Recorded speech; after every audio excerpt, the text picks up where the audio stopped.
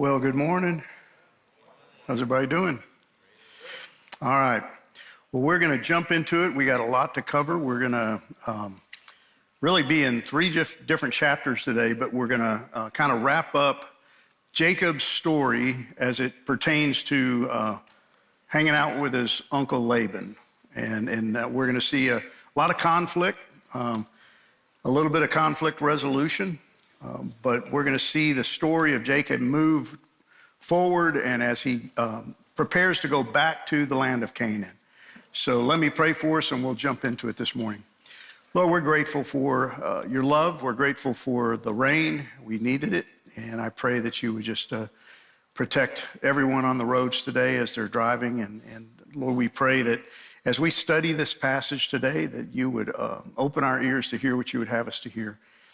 Lord, may we understand that we serve a great God, and you are always in control, and you're working behind the scenes in ways that we can't always see, and we can trust you because you're faithful at all times and in every way.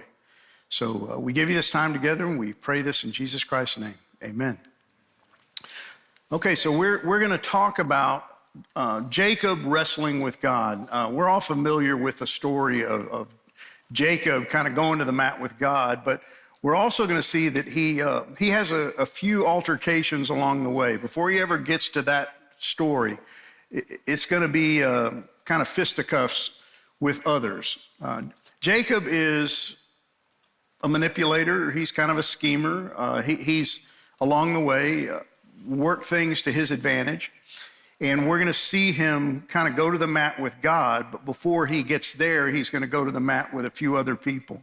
And so it's like the main card, but there's some preliminary matches that are going to take place in Jacob's life. And it's really God preparing him for all that's to come. And so what we're going to see is him, of course, going to the mat with Laban. We're going to see him actually go to the mat with his own wife, Rachel. And Rachel's had some issues along the way. Rachel has had issues with taking control, doing things her way, according to her will. And we're going to see that continue as we move forward. And then we're going to see him eventually go to the mat with Esau. This is a long-awaited match. This is the one he's been dreading, the idea of going back and running back into his brother Esau, who he basically cheated. So all of this is going to happen in the chapters that we're looking at today. And then we're going to see him actually wrestle with God as well. So let's just set it up. Verse 22, God remembered Rachel. This is looking backwards. We didn't cover all of this last week, but you remember Rachel was the favorite one. It's the one wife that he wanted. He ended up with Leah because of the deception of his uncle. But what happens? Rachel is barren. God stops her womb. She can't have children. And it says God remembered Rachel. God listened to her and opened her womb where she can finally give birth. She conceived and bore a son and said, God has taken away my reproach. And she called his name Joseph, saying, may the Lord add to me another son. And as soon as Rachel had borne Joseph, Jacob said to Laban, and then we're going to see the story carry forward. He says, send me away. It's time to go home, that I may go to my own home and country. Give me my wives and my children for whom I have served you, that I may go, for you know the service that I have given you. He wants to go home. It's been 14 plus years, right, that he's been living with Laban and all of his kin up there in Haran, but he wants to go home. This has been an objective of his all along, to go find a wife. He's actually gotten 2 wives, a couple of concubines. But now he wants to go home. 14 years later. Remember, 7 years he worked to have, he thought, the hand of Rachel, but it ended up being Leah. And then he works another 7 years in order to get the hand of Rachel. 14 years he labored in order to have a wife, in order that he might go home. And what we see in this passage is the impetus behind his desire to go home is the birth of Joseph. Rachel has not yet had a kid until this point. Remember, God stopped her womb. He didn't allow her to have a child until Joseph. And with the birth of Joseph, it's like Jacob goes, now it's time. I got the one thing I wanted, the wife I wanted. I got the son I wanted through her, even though he's got other sons through the concubines and through Leah. But this is the driving force that makes him want to go home. He's waited years, right? Labored and labored and labored, trying to get what he wants in order that he can go home and hopefully receive all the promises that God had made to him along the way. Rachel, his favorite wife, has a child. She's going to end up having another one, but that's going to come later in the story. And so this drives him to want to go home. There's nothing in the text, guys, that tells us that he's heard anything from home all during these 14 years. There's no phone calls. There's no, emails that have been exchanged. We really don't know if he knows anything about the situation back at home. The scriptures seem to indicate that his mom has already died. His dad's still living. Esau's still living. But he doesn't have any idea, has Esau forgotten? Has Esau forgiven? We don't know. But he wants to go home because home is where all the blessings are supposed to come.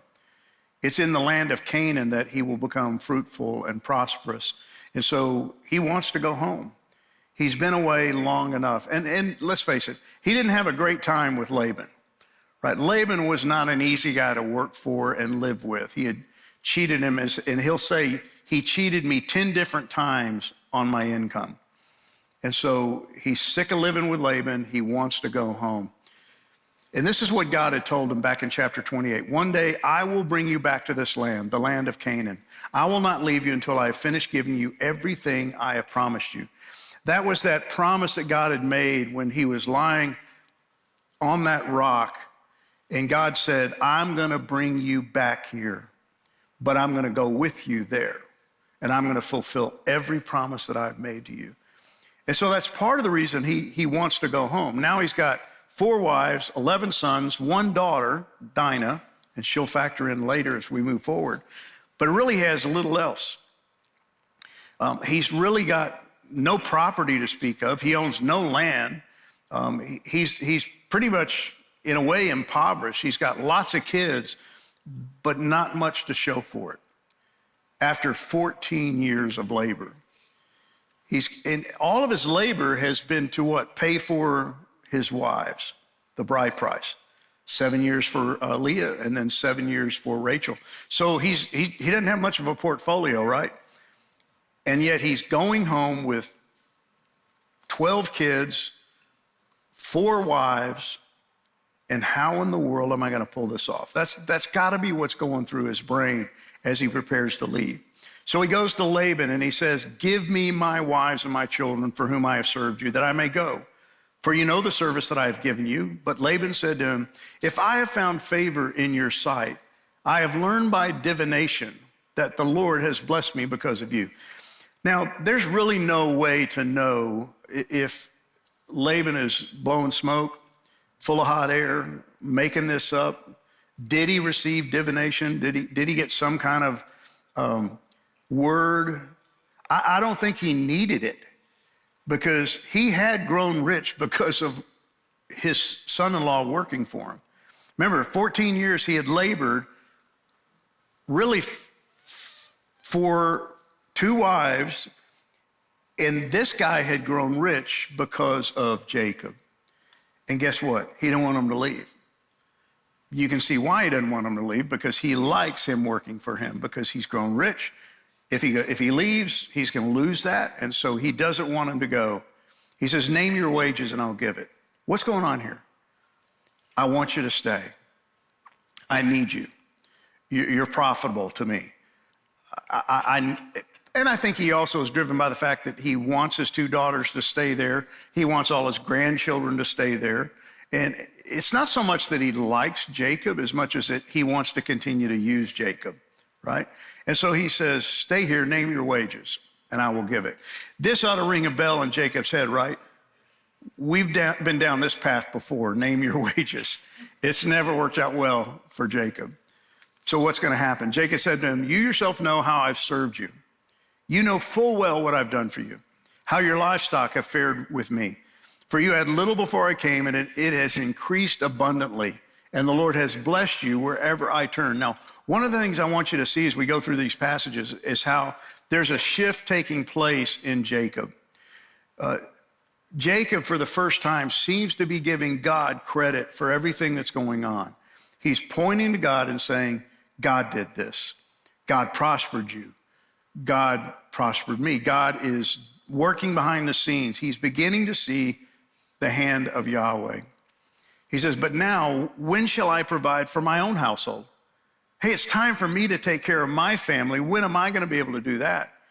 And so he's basically kind of pushing back on Laban, going, you know what? I'm not going to just keep working for you and signing these agreements that basically sign away my rights and sign away my life. I'm going to push back. And so Laban says, what shall I give you? And Jacob is going to tell him exactly what he wants. And it's going to be one of the strangest stories in all of Scripture, as far as I'm concerned. Jacob wants to leave. That's clear. In order to leave, he needs resources. He's got wives, he's got kids, but he has no resources to go home. How's he going to live? How's he going to take care of all these kids and these 4 wives? He needs resources. Everything he's worked for had basically gone into the pocket of Laban.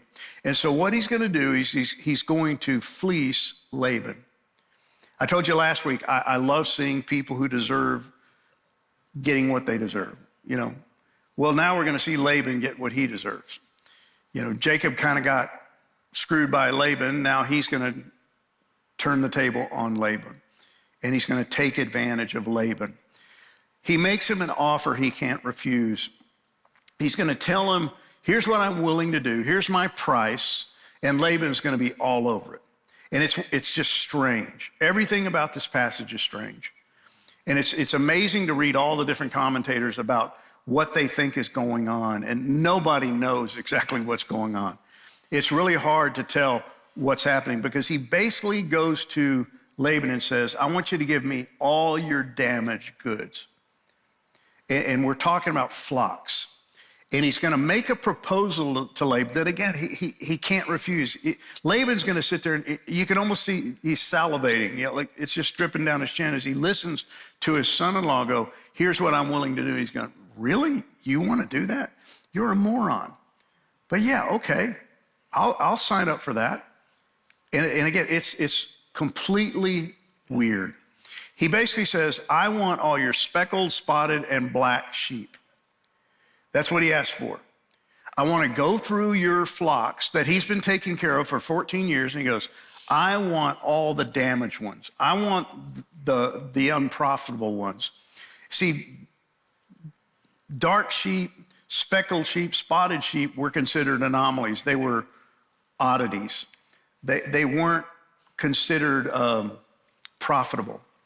You didn't want that. Their wool was less valuable. You didn't want them breeding with the other sheep because if they did, then the likelihood of them producing more spotted and speckled sheep would happen. And so he goes, I'll take all those off your hands and I'll put them aside for me.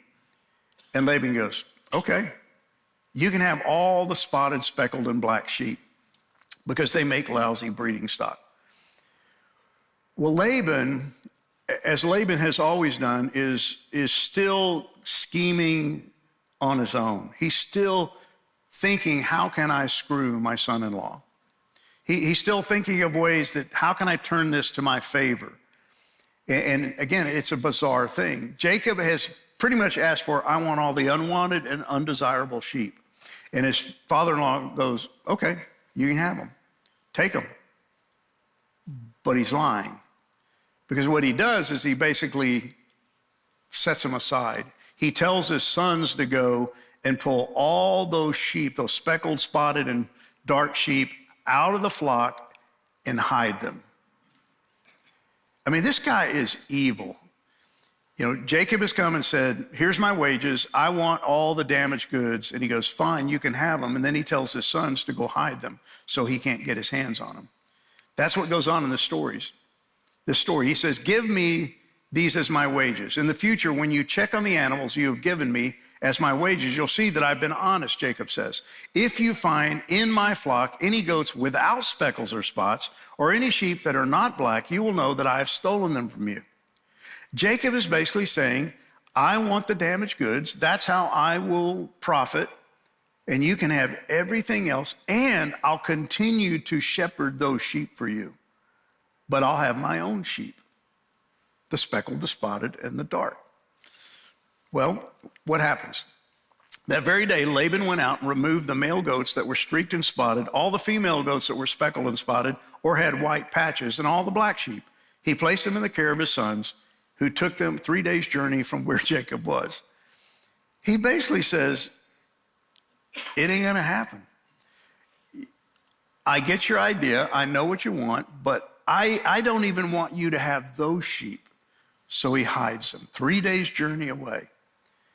He's still trying to take advantage of poor Jacob. So this is where it gets really bizarre, guys. And I hope as we go through it, you'll begin to understand where I'm going. If you read the devotionary that I wrote on this, my views on this have changed somewhat. When I wrote that earlier in the year, last year, I really wasn't sure what's going on in the story. But I think the more I've studied it, I think I see what's going on. But listen to what he does. It says, Jacob took fresh sticks of poplar and almond and plane trees. In other words, trees that have, the meat of the tree is light in color. And he's going to take those and he peels white streaks in them. Now, I hope you're reading this and going, well, that's weird. What's he doing? What's he thinking? And he exposes the white of the sticks, and he sets the sticks that he had peeled in front of the flocks in the troughs, that is, the watering places where the flocks came to drink. And since they bred when they came to drink, the flocks bred in front of the sticks, and so the flocks brought forth striped, speckled, and spotted. He's taking care of his father-in-law's flocks. The sons have taken away all the speckled and spotted. All he's got left are the white sheep. And he does this really bizarre thing where he takes these strips of wood, branches, and he peels off, and he makes stripes of white. And he sticks them by the water troughs, and it says, the flocks bred in front of the sticks, and they brought forth striped, speckled, and spotted. What the heck is going on with this? It sounds like witchcraft. It sounds like some kind of a bizarre old wives' tale. What's happening here? Well, the more I've studied this, I realize that this is the hand of God working behind the scenes in ways that make no sense. I don't care how many times you read the story, it makes no sense. Nothing about it makes sense. So what's going on? It is a bizarre, strange, out of the ordinary, far-fetched plan, but it seems to work. He's peeling these strips, and he's going to place them in the watering troughs, these striped branches, in the hopes that the sheep will mate, and when they look at it, they will produce striped, spotted, speckled sheep. Really? That works? That's a thing? Well, it seems to work. When they mate, the lambs produce speckled and spotted. That's what the passage says. It seems to be that whatever this weird thing that he's come up with actually works. And then what he does is he takes those lambs that have been born that are speckled and spotted and dark, and he separates them. Now, what you have to understand, 14 years have gone by. He's going to spend 20 years in Haran. So between the 14th year and the 20th year, all of this is taking place. See, what you have to think about is that for sheep to mate and then to give birth takes time. I don't know what that time is, but over a period of years, he is building his flock doing this weird thing, this weird breeding program. The next season, he reintroduces the spotted sheep into Laban's flock. And so when those spotted sheep come in and they mate with the white sheep, guess what? You get more speckled and spotted sheep. He's working this plan, and in doing so, he's building his own flock of speckled and spotted sheep. The white sheep mated with them and produced more spotted and speckled sheep. Evidently, from year 14 to year 20, this was going on. And so he's beginning to build his own flock. He's beginning to build his portfolio of animals so that he can leave. It says this is how he built his own flock instead of increasing Laban's. See, Laban thought he was going to take advantage of Jacob. Jacob's actually taking advantage of him. And as a result, Jacob became very wealthy. And with large flocks of sheep and goats, female and male servants, and many camels and donkeys. Now, how did he get the camels and donkeys? Well, obviously, with his growing flock, he's selling some. He now has revenue. He's able to buy things, and he's beginning to grow in wealth and prominence over those 6 years as he stays in Haran with the goal of eventually going home. But see, he needs this in order to go home. He's got to have resources to go home. Here's what I see happening. God's hands are all over this. God is working this to Jacob's advantage. And it's really not something he came up with. This was not his idea. When I first read through this last year, it seems like this was all something he came up with. He developed this idea, and it almost sounds, like I said earlier, like witchcraft, black magic, or some kind of a wives' tale. If you take striped pieces of wood and you put them in the watering trough, when the sheep mate, they'll produce striped and spot. Okay, no, there's no way. And it's hilarious how many commentators will try to bring genetics into this and try to scientifically prove that, well, there is some truth to this. No, this is a God deal. This is God doing something that sounds so bizarre. It's not folklore. It's not witchcraft. It's God. And he's following God's orders. It's amazing when you read the scriptures, especially the Old Testament, and you see God asking people to do really bizarre things, like God asking Noah to build an ark. That story is so bizarre when you think about there's never been a ship before, there's never been a flood before, there's no large body of water anywhere near the guy, and he says, go build an ark, and he does it. Strange, bizarre, weird. You have Ezekiel being told to pack a bag, dig a hole through a wall, crawl through it, and then in doing so, you're showing what's going to happen to the people of Israel. Bizarre, weird, God ordained commands that we look at and go, why would God ask anyone to do something so bizarre? Well, the same thing's true here. God has ordered this. I love this from Victor Hamilton. He says, how does Jacob manage to succeed? Do one-colored animals produce bicolored young simply by looking at a bicolor object in their mating time? The answer is no. No, that doesn't happen. It's not Jacob's rods that produce the right kind of offspring for Jacob. Jacob testifies that it was God, not magic, that brought about the desired results.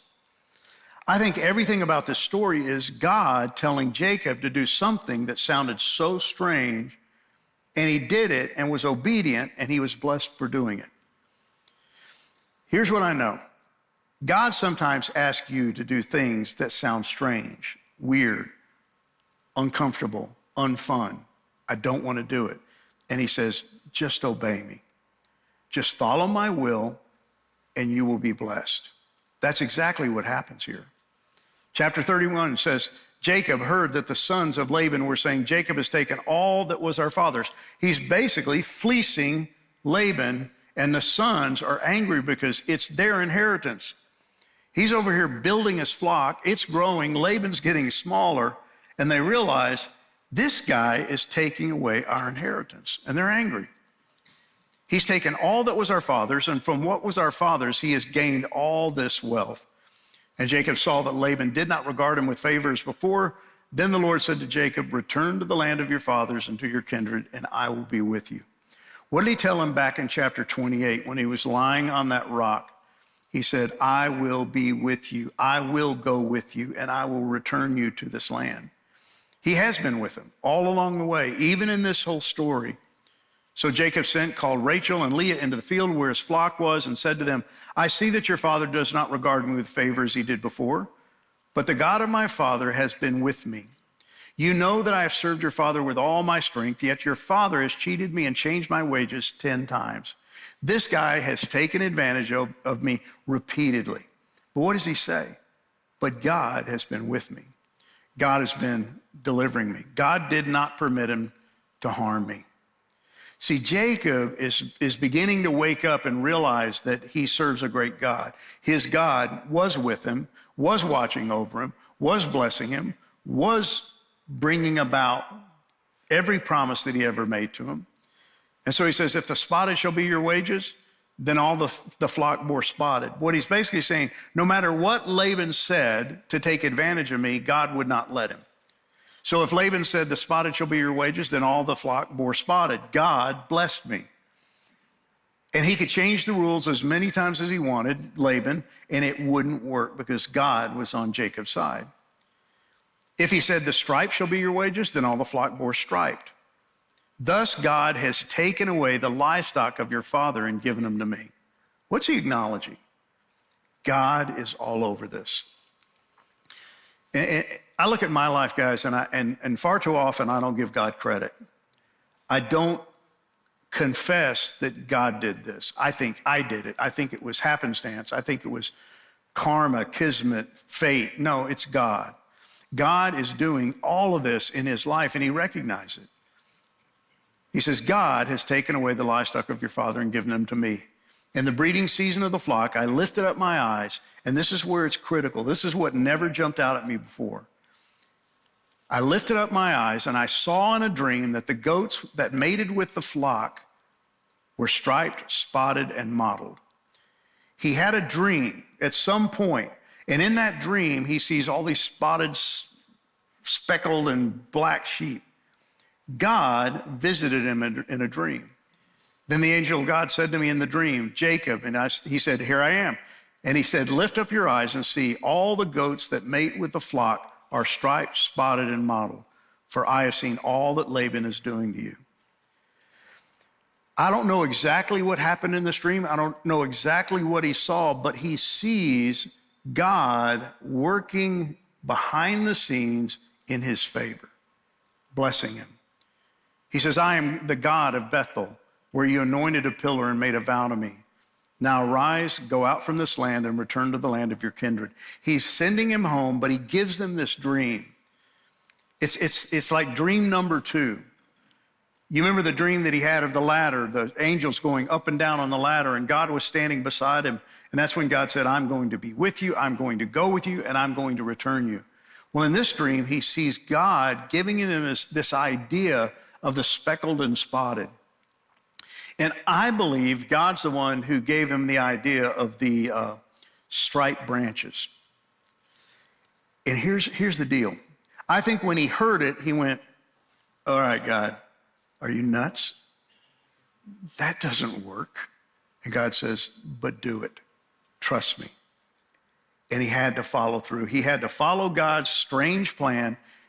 And in doing so, he was blessed because God is still fulfilling every promise he made 14 years earlier. Here's what he said, your offspring shall be like the dust of the earth. How many kids does he already have? 13. God has blessed him, and he's not done yet.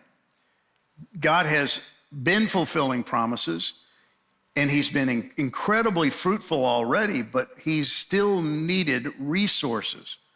God knew he didn't have any resources. He knew he had no flocks, no camels, no anything. He had no money, he had no land. And so God is blessing him in a major way. Thanks to Laban, he's destitute. But God is greater than Laban. God's going to step into it. Even though he had no flocks, no land, God comes up with this really strange 6-year breeding program. I don't get it. I don't understand it. I don't know that I would have followed through on this. I would have thought this is weird. This is bizarre. It doesn't work. But because he was obedient, God blessed him. And it says he was wealthy by the time he left. He leaves a prosperous man. By whose doing? His? No, God's. God was doing all of that.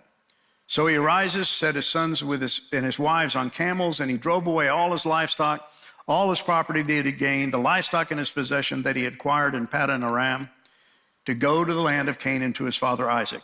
Here's the deal. He's leaving, and he's leaving wealthy. He's got lots of kids, 4 wives, and herds and flocks. He is richly blessed. And he's going home. But what's at home? Esau. He's still got to face Esau.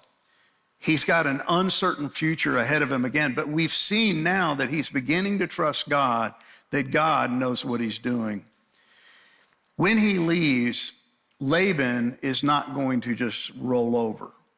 He's angry, he's upset, and he's going to chase him. And he's going to go to the mat with Laban one last time because this guy's furious. Why is he furious? Because he's taken everything. He's taken sheep, he's taken wives, grandkids, and he's left. And he didn't tell him he was leaving, which really sets Laban off. He's so angry that he chases him. And he finds out that somebody stole one of my household gods. So he's really hacked, right? You know, you took all my sheep, you left my flock small, you've taken my daughters, you've taken their concubines, you've taken my 12 grandchildren, and now one of my household gods. And he goes on pursuit. For 7 days, he chases him. He's pretty upset.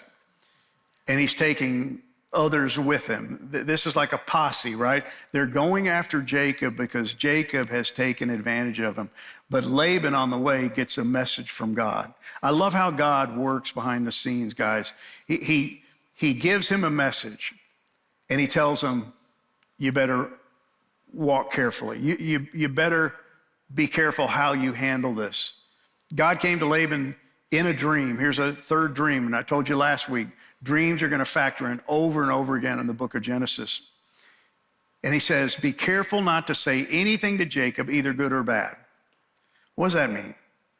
Well, I love how the New Living Translation puts it. The previous night, God had appeared to Laban, the Aramean, in a dream and told him, I'm warning you, leave Jacob alone. Be careful. I'm God, be careful. He basically warns him, do not do anything to harm Jacob, because he's mine. Everything that he's done to you, I've ordained. I have blessed him, so be very careful, leave him alone. But Laban can't resist, right?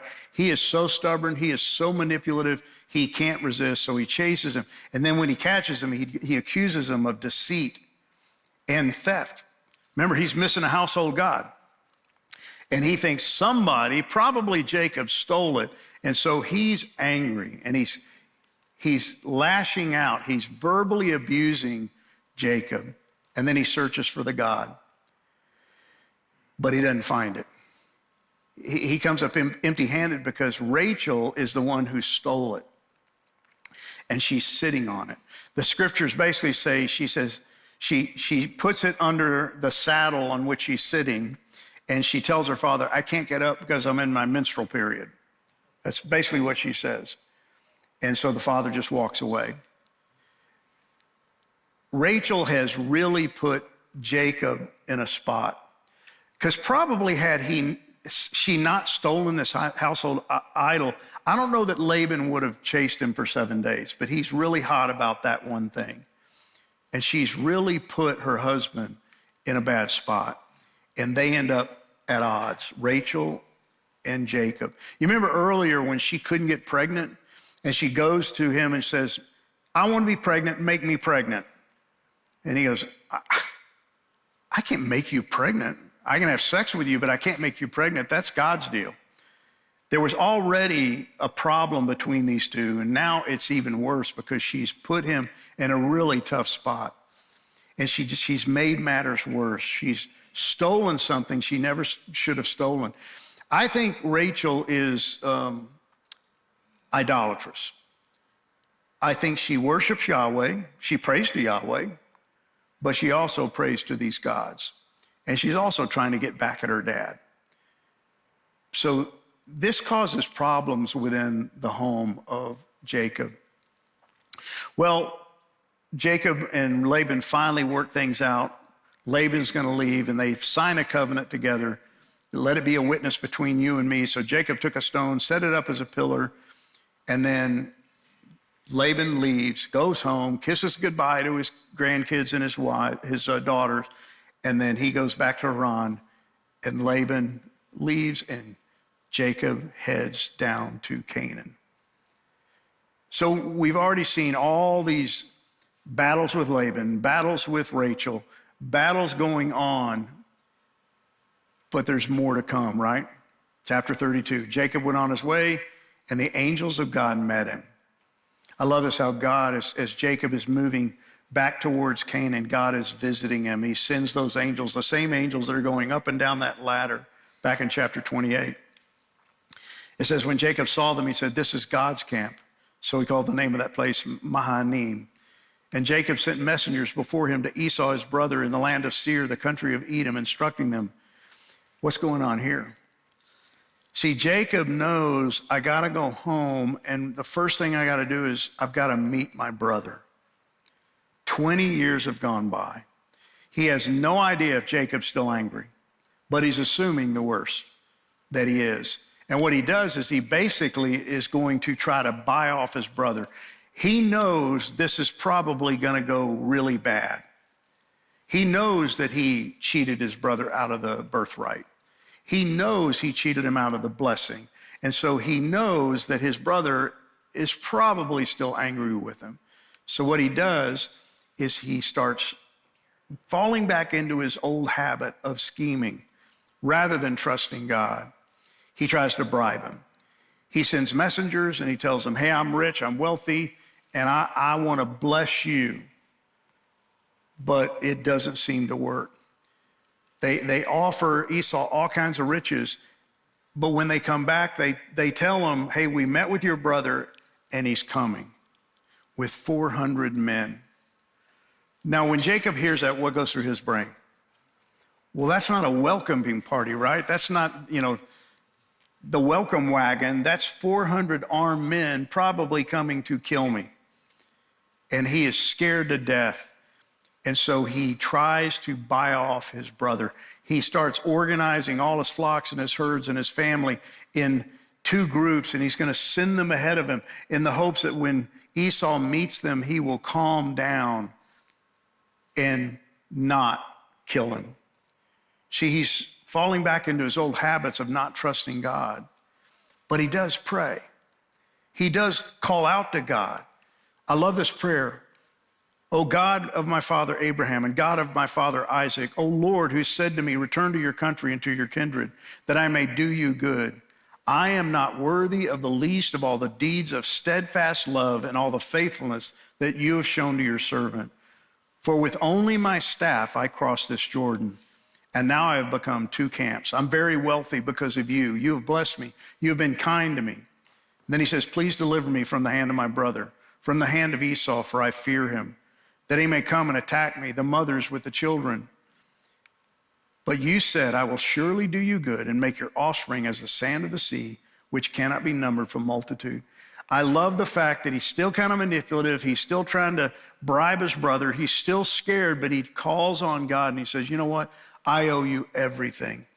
You have watched over me. You have blessed me. You have taken care of me. You're going before me. And so I beg of you, I beseech you, would you please protect us as we move forward, because your promises are true. Deliver me. Rescue me. I need you. He has no idea what's going to happen when he meets his brother, but he fears the worst. Well, this is going to lead to the most epic battle in the story, far greater than the one he had with Laban, far greater than the one with Rachel, and far greater than even the one he will have when he meets his brother Esau. He wants God to deliver him. Deliver him from what? Esau, the revenge of Esau, the anger of Esau. But Esau is going to prove to be nothing compared to God. See, he needed to go to the mat with God. He's prayed to God. He's acknowledge God that you're the one who has blessed me. You're the only one who can deliver me. But he's got to answer to God. For what? Well, you remember last week we looked at this. When God made all those promises to him after that vision of the angels going up and down on the ladder, and God said, I will be with you, I will go with you, and I'll bring you back. Here's what he said to God: if God will indeed be with me and protect me on this journey, and if he will provide me with food and clothing, and if I return safely to my father's home, then the Lord will certainly be my God. He bartered with God. He bargained with God. He tried to make deals with God. And he questioned the veracity of God, the faithfulness of God. If, then. Well, see, God's going to hold him accountable to the vow that he made. And he's going to learn that his God truly is faithful. Now, this is a fantastic story because it says that night he arose and he took his 2 wives, his 2 female servants, and his 11 children, and they crossed the ford of the Jabbok. He took them and sent them across the stream and everything else that he had. He sends his kids, he sends his wives, he sends all of his flocks and his herds. And it says he was left alone. He needed to be alone because God was about to come and meet with him. It says a man wrestled with him until the breaking of the day. We know this isn't a man because later on he's going to acknowledge, I have just met with God. I've gone to the mat with God. I've wrestled with God and I've lived to talk about it. He appears as a man. It's a theophany. It's God appearing in human form, but it's God. And it says that man wrestled with him until the breaking of the day. And when the man saw that he did not prevail against Jacob, he touched his hip socket, and Jacob's hip was put out of joint as he wrestled with him. Then he said, let me go, for the day is broken, he being God. Let me go. But Jacob said, I will not let you go until you bless me. See, here he is one more time, bless me. Wait a minute. You just acknowledged that he's blessed you, and you're demanding that he bless you again. How many times does God need to bless you before you believe you're blessed? See, he's blessed. I'll not let you go until you bless me. And he said to him, what is your name? Well, it's Jacob. Heel holder, supplanter, trickster. Then he said, your name shall no longer be called Jacob, but Israel, for you have striven with God and with men, and you have prevailed. He's striven with God. That's old English, right? Nobody says striven anymore. You've fought with God. You've gone to the mat with God. You've wrestled with God. You've been opposed to God. You have gone into warfare with God. Over what? Over your life, over control, over your will versus his. See, this guy had spent his entire life fighting God in one form or fashion, choosing his will over God's will over and over again. This is what I want. I want the blessing. I want the birthright. I want to be in control. I want to be the master of my own fate.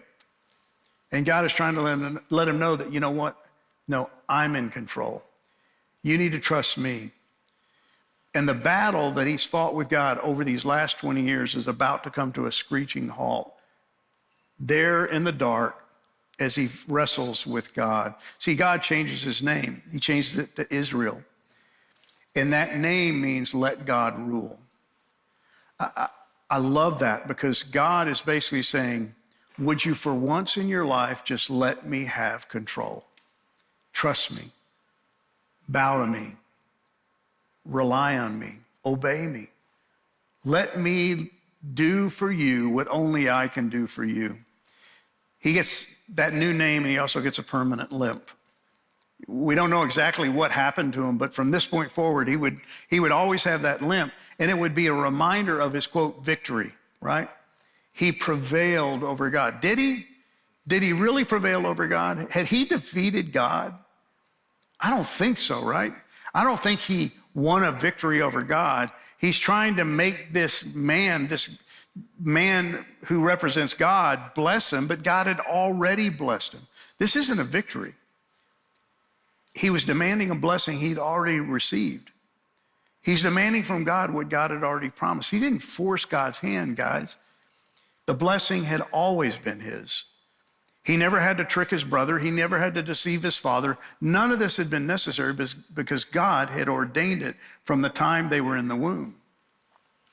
He just needed to let God rule. And again, if you get nothing else out of this morning, that's what you need. That's what I need. I need to let God rule. I got to stop playing God. I got to stop trying to help him out, give him suggestions, and let him do what only he can do. And it's a fight to the finish. It's going to be a fight that ends up with him submitting to the will of God. And we're going to see a change take place in the life of Jacob as we move forward. He's learning that Yahweh, God Almighty, Jehovah, is in control all the time, in all ways, even in Haran and even in Canaan. See, you can fight God, but you'll never defeat him. And that was the lesson he had always needed to learn. You guys, you can fight with God, you can wrestle with God, but you're never going to defeat God. You're never going to have victory over God. All you're going to do is end up being blessed by God. And you may walk away with a permanent limp. You know, you may walk away with a little pain, but God's will always win out. I'll close with this. It reminds me of that encounter that Saul, the persecutor of the church, had with Jesus, the resurrected Jesus on the road to Emmaus, or the road to Damascus. It says, Jesus says, Saul, Saul, why are you persecuting me? It is useless for you to fight against my will. I don't know that that's a lesson I've ever fully learned, but I want to learn it. I want to understand that it's useless for me to fight against the will of God. And it's so much better if I would submit to it, obey it, trust him, rely on him, lean on him. So here's your questions for this morning. Why do you think we fight against God's will? What's the motivating factor behind that? Most of us in this room have been in Christ for a long time. Why in the world are we still fighting God's will? What drives us to do that? Secondly, in what ways did Jacob's actions in these chapters reveal his ongoing battle with God? How do we see him fighting God for the last 20 years in one way or another? And then finally, what would it look like for you to let God rule in your life? What are you still holding on to? What's the one thing you don't want him to rule over, that you want control of? And what would it look like for you to let go of that today and let him rule? Well, Father, thank you for these men. Thank you for your word and for how you speak to us through these incredible stories of Jacob and Esau and Isaac and Rachel and Rebekah, and how we can see you behind the scenes in their lives, but sometimes we don't see quite so clearly you working in our own lives. Lord, would you help us to let you rule and to understand that you are always in control and your will is far better than ours. Teach us that, Father, today, and may we trust you more than we've ever trusted you before for every area of our lives, the good, the bad, and the ugly, that you are working and we can trust you because you're faithful. We pray all of this in Christ's name. Amen.